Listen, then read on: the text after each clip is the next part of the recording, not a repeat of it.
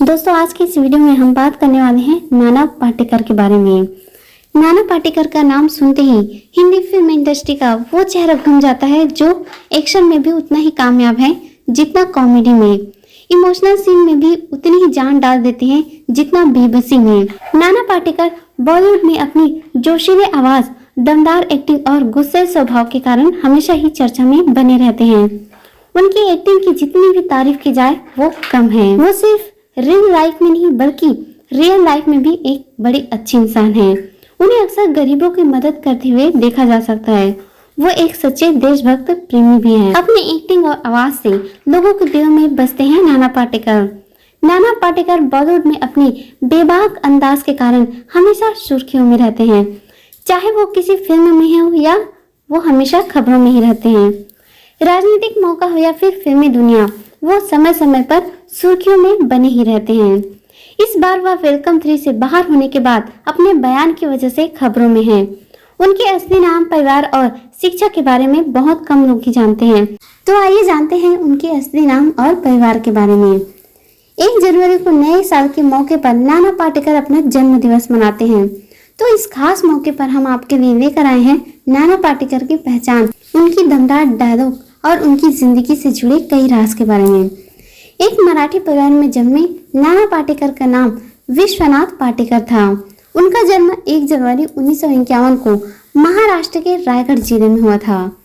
नाना पाटेकर एक बिजनेस परिवार से थे। उनके पिता का नाम गजानन पाटेकर था। उनकी मां निर्मला पाटेकर एक हाउसवाइफ थी। नाना पाटेकर के 2 भाई भी हैं जिनका नाम है अशोक और दिलीप पाटेकर। नीलकांति पाटेकर उनकी पत्नी है। वह एक बैंक अधिकारी थी। नाना पाटेकर के 2 बेटे हैं जिसमें से एक का निधन हो चुका है और एक का नाम है मनहार पाटेकर।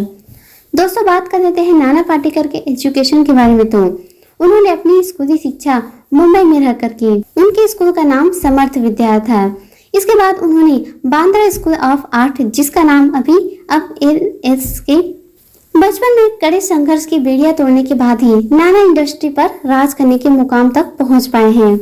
कई बेहतरीन फिल्में देने वाले नाना पाटेकर ने अपनी जिंदगी में एक ऐसा वक्त भी देखा था जब उन्हें अपना घर चलाने के लिए महज 35 रुपए में जेब्रा क्रॉसिंग पेंट करनी पड़ती थी।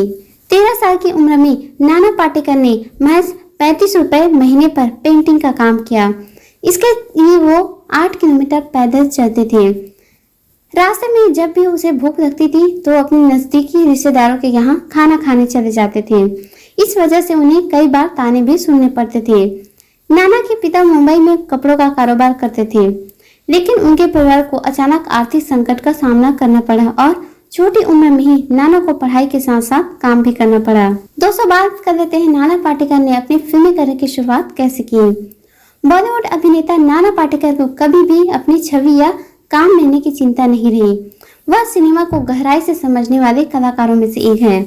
इरफान खान के अलावा नाना पाटेकर एकमात्र ऐसे अभिनेता हैं जिन्होंने अभिनय की तीनों श्रेणियों में पुरस्कार जीते हैं। 1990 में उन्हें फिल्म परिंदा के लिए सर्वश्रेष्ठ सहायक अभिनेता का फिल्म फेयर पुरस्कार मिला। 1992 में उन्हें फिल्म अंगार के लिए सर्वश्रेष्ठ खलनायक का पुरस्कार मिला और 1995 में उन्हें क्रांतिवीर के लिए उन्हें सर्वश्रेष्ठ अभिनेता का फिल्म फेयर पुरस्कार मिला। फिर साल 1978 में उन्हें अपनी फिल्मी करियर की शुरुआत करने वाले नाना पाटेकर की पहली फिल्म गमन के लिए नाना पाटेकर को साल 2013 में भारत सरकार से 3 राष्ट्रीय पुरस्कार, 2 फिल्म फेयर पुरस्कार और पद्मश्री भी मिल चुका है। इसके अलावा उन्हें कई सम्मान मिले हैं। अपने करियर में उन्होंने कई बेहतरीन फिल्मों में काम किया और अपनी एक्टिंग का लोहा मनवाया।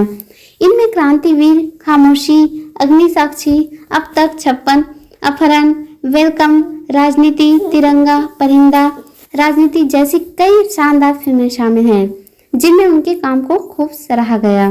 दोस्तों, बहुत कम लोग जानते होंगे कि नाना पाटेकर की शादी थिएटर आर्टिस्ट नीलकांति से हुई थी। उस वक्त उनकी शादी महज 750 रुपए में हो गई थी। उन्होंने एक इंटरव्यू में बताया था कि उनका शादी करने का कोई इरादा नहीं था। उन्होंने सोच लिया था कि जब वे कुछ पैसे कमा लेंगे और कोई लड़की उससे शादी करने के लिए तैयार हो जाएगी तब वो इस बारे में सोचेंगे। यही सोचकर उन्होंने थिएटर में काम करना शुरू कर दिया, जहां उनकी मुलाकात पहली बार नीलकांति से हुई और दोनों एक दूसरे को पसंद करने लगे। उनके मुताबिक नीलकांति एक बेहतरीन थिएटर आर्टिस्ट होने के साथ साथ एक बैंक में अधिकारी भी थी और 2500 रुपए प्रति माह कमाती थी, जबकि नाना को प्रति शो 50 रुपए ही मिलते थे। वह महीने में 15 शो भी करते तो केवल 750 रुपए ही कमा पाते थे। नाना के मुताबिक शादी में महज उन्होंने 750 रुपए खर्च किए। उसके बाद उन्होंने मेहमानों के लिए एक छोटी सी पार्टी रखी और एक दिन के लिए पुणे घूमने चले गए। नाना पाटेकर की माने तो उनकी पत्नी नीलू सिनेमा से दूर रही। वह कहते हैं कि उनकी एकमात्र फिल्म आत्मविश्वास थी, जिसे सचिन पिलगांवकर ने निर्देशित किया था। इस फिल्म के लिए उन्हें सर्वश्रेष्ठ अभिनेत्री का पुरस्कार भी मिला था। बढ़ती उम्र के साथ नीलू का वजन बढ़ता गया और वह फिल्मों से दूर हो गई। नाना का यह भी कहना था कि वह नीलू को वजन कम करने की सलाह भी देती है। दोस्तों, बात करते हैं कि शादीशुदा होने के बावजूद नाना पाटेकर अपनी पत्नी से क्यों अलग रहते हैं। नाना पाटेकर शादीशुदा होने के बावजूद अपनी पत्नी नीलकांति से अलग रहते हैं। उन्होंने अपनी पत्नी को तलाक भी नहीं दिया। एक इंटरव्यू में नाना ने कहा था कि हम हर दिन मिलते हैं और एक दूसरे का ख्याल भी रखते हैं। मीडिया रिपोर्ट्स के मुताबिक जब नाना का अफेयर मनीषा कोइराला के साथ चल रहा था, तब उनकी पत्नी को इस बारे में पता चला। इसके बाद नीलकांति ने उसे छोड़ दिया था। नाना पाटेकर का एक बेटा है जिसका नाम मल्हार है। हालांकि मल्हार से पहले उनके बड़े बेटे का जन्म हुआ, जिसके कुछ समय बाद मृत्यु हो गई। एक इंटरव्यू में नाना ने बताया था कि मेरी शादी 27 साल की उम्र में हुई थी। जब मैं 28 साल का हुआ तो मैंने अपने पिता को खो दिया और 2.5 साल बाद मेरे बड़े बेटे की मौत हो गई। बेटे की मौत के बाद नाना पूरी तरह से टूट गए थे। उसने किसी से ज्यादा बात करना बंद कर दिया। हालांकि कुछ समय बाद जब नाना के दूसरे बेटे मल्हार का जन्म हुआ तो उनकी जिंदगी में वो खुशियां वापस लौट आई।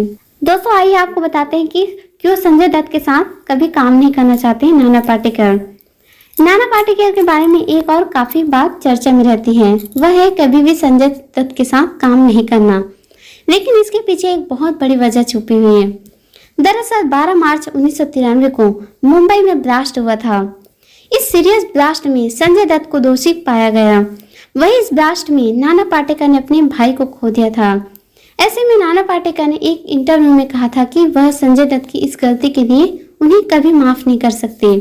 उन्होंने कहा था कि संजय दत्त भले ही 1993 में बम ब्लास्ट में जेल की सजा काट चुके हों, लेकिन वह उनके साथ कभी भी काम नहीं करेंगे। मेरी नजर में अब भी वह दोषी ही है। तो दोस्तों, ये थी नाना पाटेकर के बारे में। आपको यह वीडियो कैसी लगी कमेंट कर हमें जरूर बताइए।